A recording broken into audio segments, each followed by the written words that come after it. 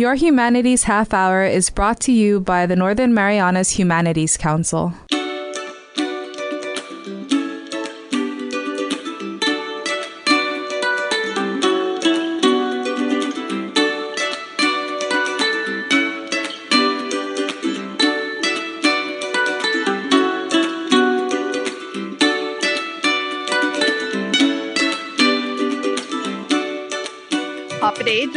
Welcome to Your Humanities Half Hour. I'm Catherine Perry, and today we're talking humanities. A little later on in the program, we'll be sharing about a program to help eligible individuals in the field of the humanities whose income has been negatively affected by COVID-19. But in the first half of our show, I'm very pleased to have as our guest, interviewing via Zoom, the outgoing chairman of the Northern Marianas Humanities Council, Pauline Mosca. Pauline, how are you doing? Half a day, Catherine. How are you? I'm doing fine. How are you and your family doing? We're doing good. Taking things day by day, learning a lot of new skills. I definitely have increased my cooking abilities and my planting abilities. So it's one day at a time, really. Yeah, I think a lot of people can relate to gaining some skills in those areas. You know, I was just thinking earlier today when I was preparing for the interview, you now were the chairperson during two major disasters here in the CNMI. One, of course, being COVID-19, which is still ongoing, and then also Super Typhoon U2. I mean, did you realize that? Did you feel an impact as chair? Just a little, but not so much. I think it's because when the disaster happened, and let's start with U2, when Super Typhoon U2 happened, obviously everyone was making changes, and trying to adjust to the storm and the aftermath of the storm. But really, the programs, we really did have to shift a lot of things. I know it was in October, so we had the Humanities Month, we had the Governor's Awards all planned out, but obviously we had to change all of that. And we actually pushed it, I think, earlier in the next year. To still recognize individuals, especially for the Governor's Humanities Award. What were some of the goals that you had when you came in as council chairperson 2 years ago, correct? Was it a 2-year term? Yes. So when I was coming in as chair, there are a couple of questions that I had to ask myself, and also was really, the first goal was how do we bring more awareness to our community about who we are as a council? And, myself included, there was a lot of programs. Not until I was really on the council did I really learn that these were Humanity Council programs, sponsored programs. And so I wanted to kind of use that and really have more awareness towards our community about who we are, what we do, and why do we even continue to do what we do at the Humanities Council. So those were really my biggest goals, and to really kind of elevate our exposure to our community and even the world, whether it be through social media or any type of other means, and even bringing in programs that are a little bit more edgy to talk about the more not comfortable,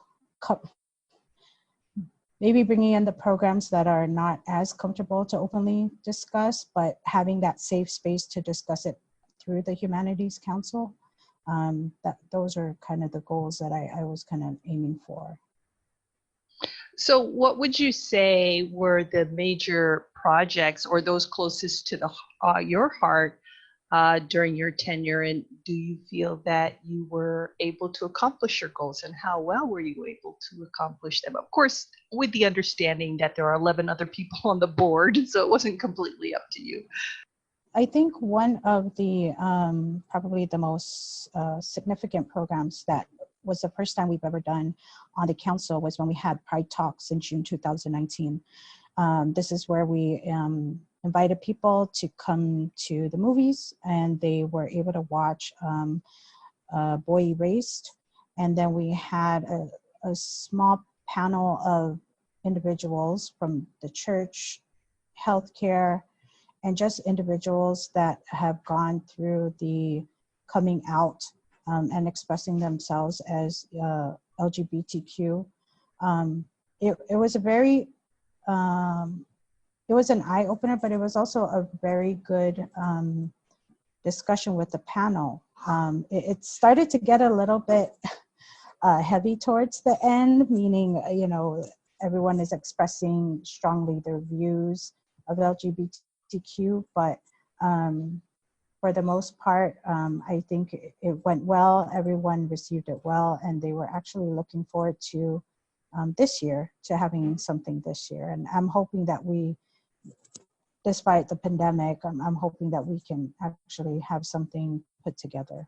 I think one of the things that's important to realize about the council is that you don't necessarily advocate one position or another, but as I understand, the council's role is to provide a forum or an opportunity, a structured opportunity for people to discuss various topics, which may sometimes be controversial or people have different opinions on. What is like the approach or the rules or the philosophy that council takes in these kinds of situations, whether controversial or not, where people are going to have a difference of opinion? What is your guiding approach to hosting these types of forums and discussions? Well, I think first and foremost is that if it is a little controversial, we're already interested in having it, but obviously having it kind of planned out in a format that makes it, open and still be, respectful of everyone's opinions, but still having that creating really the safe space for everyone to talk and discuss and share their own personal views of whatever the topic is. So if it's a little edgy or a little bit controversial, I know our board is usually, they usually gravitate to that. And of course, thinking about political views and things like that, right? So, but we, our board is very diverse in their mindsets where they actually enjoy things like that. Were there any other particular projects during your tenure that you're particularly proud of that the council was able to organize or to revamp? Definitely the, not a particular project, but on how we exposed ourselves or tried to market ourselves and share with the community what we do. I know in 2019, we had our program officer, Farah Yunus, she went out and we were present at the Taste of the Marianas. We were present at, different small gatherings of the community just to kind of expose ourselves and to share with people who we are and what kind of things we do. As far as social media goes, we also, during Humanities Month, we had several great programs that our council had put together, and we were able to live stream and have it recorded on Facebook Live so that more people were engaged in that way, and if they weren't able to come in person. And then obviously the last one being Instagram, where just really kind of pushing forward, again, kind of pushing forward on who we are, what we do, kind of sharing what the programs we have available. And really the goal is to really understand that even through this type of program where it's on the radio, trying to make sure that we maximize different ways in which we can share with the community and be able to communicate with them what's going on in the council. Why is it important for people to participate in the programs that the council has? Or maybe in short, why are the humanities important for the Marianas? Why are they important for a housewife or a homemaker? Why are they important for a business owner? Why are they important for a college student?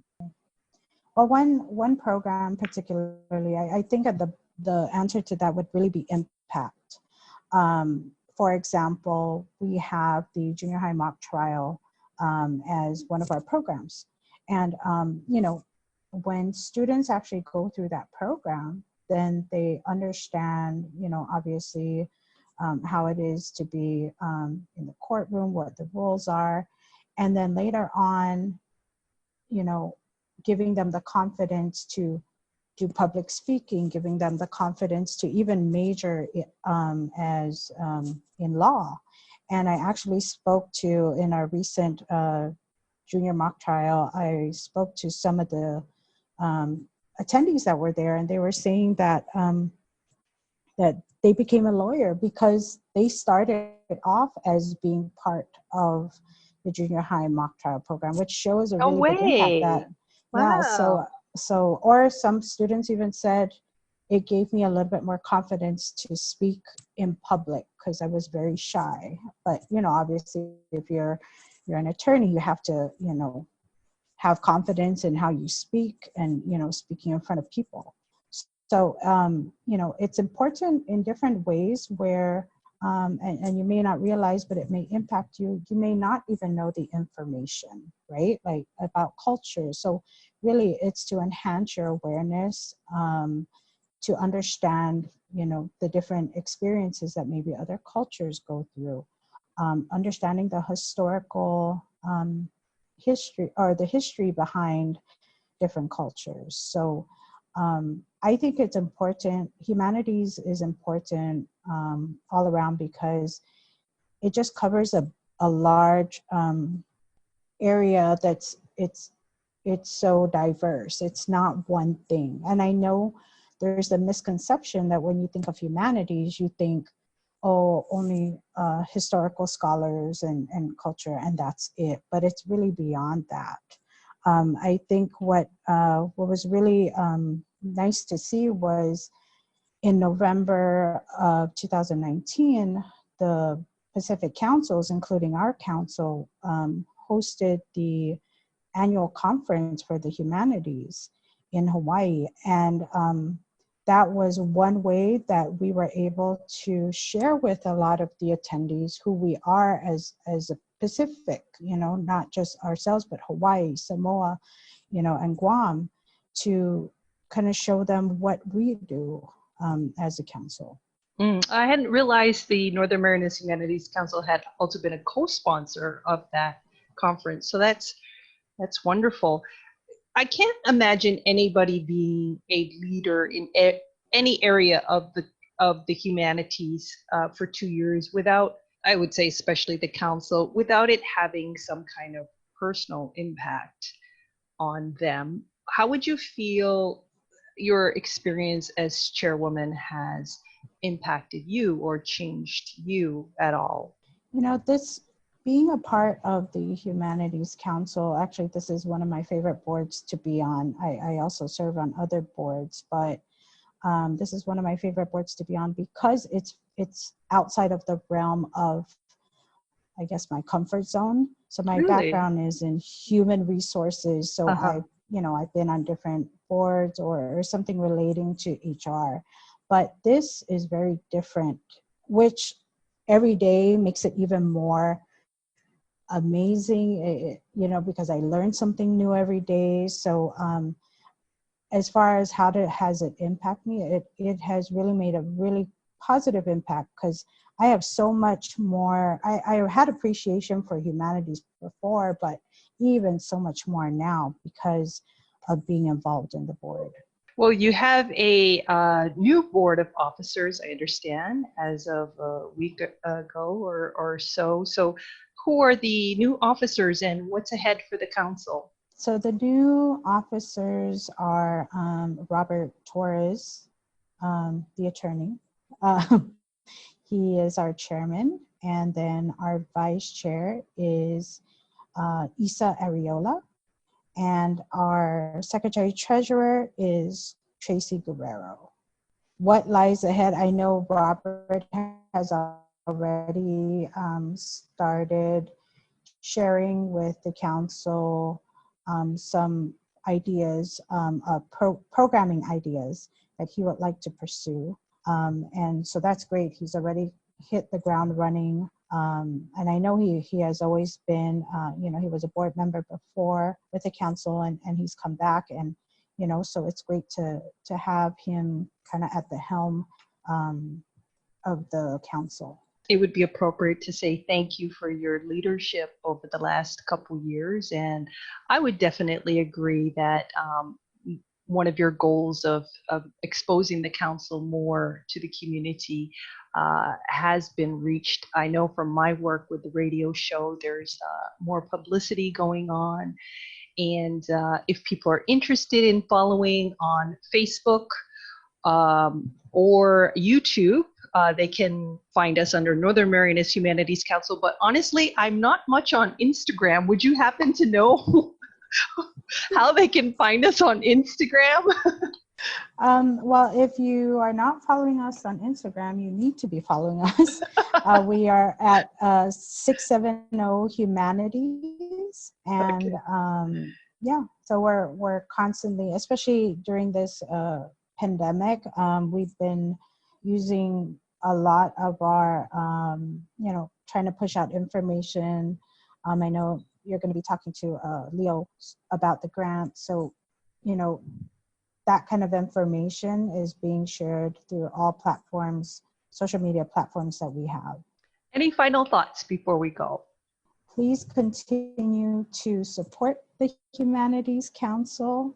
And if you have any program ideas, we're always happy to have volunteers or, just to sit and chat with you to know what kind of programs we can build together as our community. Thank you so much, Polly. I know that you're especially busy during this time of COVID-19, and you actually just came out of another 2-hour meeting before our chat today. So really appreciate you making the time to spend with us. Thank you so much for having me. I appreciate it. Our guest for this half of the show has been Pauline Mosca. She's been the chairwoman of the Northern Marianas Humanities Council for the last 2 years. And thank her for everything that she's done on behalf of the community. Stay with us. We'll be back after this break with more news from the council. The COVID-19 pandemic continues to impact our daily lives, including our cultural institutions and individuals who contribute to the humanities. The Northern Marianas Humanities Council is pleased to announce a new grant program to respond to the needs of nonprofit organizations and individual participants in the humanities who need support through this difficult time. The COVID-19 Relief Grant provides up to $15,000 to eligible organizations and up to $10,000 to eligible individuals. Visit the Northern Marianas Humanities Council website at www.nmhcouncil.org/COVID-19 to learn more about this opportunity for relief. The Northern Marianas Humanities Council COVID-19 relief grants are made possible by funding from the U.S. Coronavirus Aid, Relief, and Economic Security, or CARES Act, and the National Endowment for the Humanities. Welcome back to your Humanities Half Hour. In this half of the show, we are with the Northern Marianas Humanities Council Executive Director Leo Pangelinan to talk about hope out there for some of our listeners who may be working in the area of the humanities. There's good news. Leo, how are you doing, and how is the council doing during these times? Thank you, Catherine. I'm doing fine. My family's doing good. Thanks for asking. Our council, on the other hand, we tried to pivot as best we knew how immediately after the government shut down in the CNMI. We were back to work 2 days later, but working remotely. It wasn't until 3 weeks after that point that we were comfortable and found ways to have limited working hours out of our office. And we remain in that sort of schedule mode at the moment. We are working with our council members. We have 12 on board that oversee the council's activities to find ways, interesting and meaningful ways to engage our community in the humanities despite the restrictions like social distancing and gathering in groups, which is our forte. Humanities. Yeah. It's all about, bringing groups together, having meaningful discussions, opening our minds to new ideas and, what's happening in our community. And we're just not able to do that right now. But we're not discouraged. Our local council here is connected to 55 other councils throughout the United States and its jurisdictions. And so we're learning quickly about how they're able to adjust and pivot to our new realities. And so we're hoping to adopt some of what we're seeing is successful out there, and of course listening closely to our community members and council members to see what would be most relevant and meaningful to our local community. Well, it's kind of incredible that at this time where things are so economically challenging, that the council is able to offer what you're calling the COVID relief grant. What is this grant all about? Yes, so at the national level, most people in our community should be informed and aware of the term the CARES Act. So that was the law adopted by the U.S. that appropriated $75 million to the National Endowment for the Humanities. So that's our chief benefactor, our local council here. We receive the vast majority of our operating expense through a grant from the National Endowment for the Humanities. So they received $75 million. Congress, through that act, directed NEH to give 30 million of that to state councils, state and territory councils, based on a legislative formula that has a lot to do with population. So when it comes down to it, our council, based on the formula, received $242,000 to distribute to eligible entities who were impacted by the COVID-19 pandemic. So in order to do that, we created a new grant program with new criteria and a set of requirements, very much unlike our community grant program. So we have this week put up a website with information about the guidelines for applying for this. We've sent out a press release. We've sent an email we have a growing list of participants in our programs that we collect emails from, as well as our existing grantees, just to let them know that this is another source of relief during this pandemic. So give us that website real quick for those that might want to look it up, and who is eligible in general to apply for these funds? Okay, so the easiest way to get to that page is to just go to our main website, which is www.nmhcouncil.org. There are a couple of links on the front to get you to the page. Otherwise, go /COVID/19.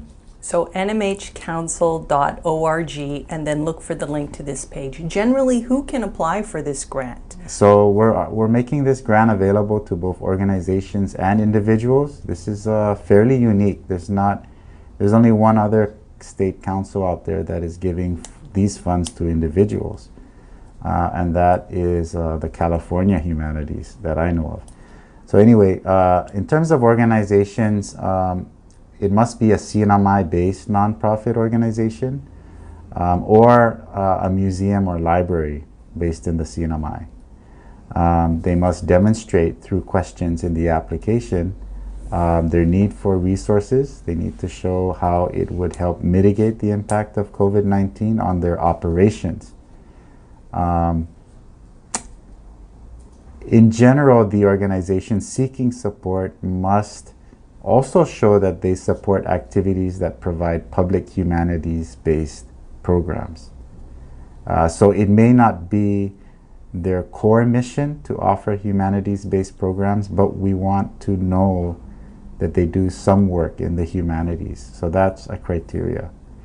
To what extent they do that may affect the amount they receive from us. There are groups that are not going to be eligible for this, and those are groups primarily focused on the arts, religious groups, government agencies other than the museum and library, because they're, I believe, independent agencies of the government. Also, our CNMI public school system, any private K-12 school or college and university in the CNMI is not eligible. For individuals, you must be an adult, 18 years or older. If you're a U.S. citizen or have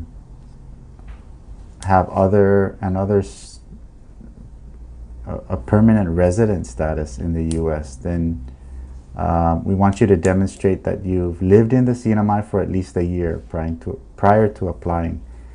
If you're not a U.S. citizen or permanent resident, if you're a foreign national, regardless of the permit you hold, we want to see that you've lived in the CNMI, the U.S., or any of our territories for at least 3 years. So there's a higher standard for foreign nationals, but it is available to them. The individual applying must be a humanities scholar, expert, practitioner, or a participant in some humanities-related activity. And then they must demonstrate that they've lost income or fees as a result of the pandemic. So it sounds like the criteria is pretty clear, but if people have questions when they go online and look at the application, how is the council able to, or is the council able to offer assistance with addressing those questions? Yes, we welcome questions, because even as we've posted this quickly to make this funding available, we are having to modify things as we obtain questions. And so we're also we're trying to get a frequently asked question list out there to the community. But yes, the best way to get a response from us is to send us an email. The email address is info @nmhcouncil.org. You may also call and leave a message at 235-4785. 235-4785. Yes, however, please know that there may be some delays in responding to phone calls because we aren't regularly in the office. Sounds like email is probably the first choice for submitting questions, and if you don't have access to internet, then maybe the phone would be a good second choice. Yes, yes. All right, well, that is really very good news. Again, we encourage you to look at the website for eligibility criteria at nmhcouncil.org. Any final thoughts, Leo? Yeah, I just want to first thank our leadership in Washington at the national level, as well as our U.S. congressional delegate who has been a staunch supporter of the humanities, and I'm sure has had a hand in ensuring that these funds be made available to our community here in the CNMI. Of course, the governor's COVID-19 task force, they're helping us get the word out as well, along with the menu of other relief support types of grants and financial programs available in our community. As well as our council members. We have 12 members of our council who volunteer their time to keep our activities going and to ensure that we're we remain relevant in our community in terms of advancing the humanities. So they're still connected. We've been meeting online. They've been giving their time and making an effort to make sure that we push this through.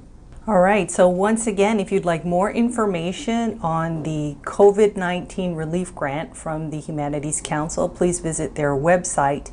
And if you have any questions, you can email them. If you have any thoughts on today's show, please contact us on Facebook at 670 Humanities. And of course, as always, Leo, thank you for your time today and for sharing this positive, very positive glimmer of light in these dark times for the community. Thank you. If you'd like to hear more Your Humanities Half Hour, please subscribe to our YouTube channel at Northern Marianas Humanities Council. And once again, take care of yourselves and let's remember to take care of each other. This has been Your Humanities Half Hour. I'm Catherine Perry. This program was supported by a We the People grant awarded to the Northern Marianas Humanities Council from the National Endowment for the Humanities. Any views, findings, conclusions, or recommendations expressed in this program are those of the participants and do not necessarily represent those of the National Endowment for the Humanities or the Northern Marianas Humanities Council.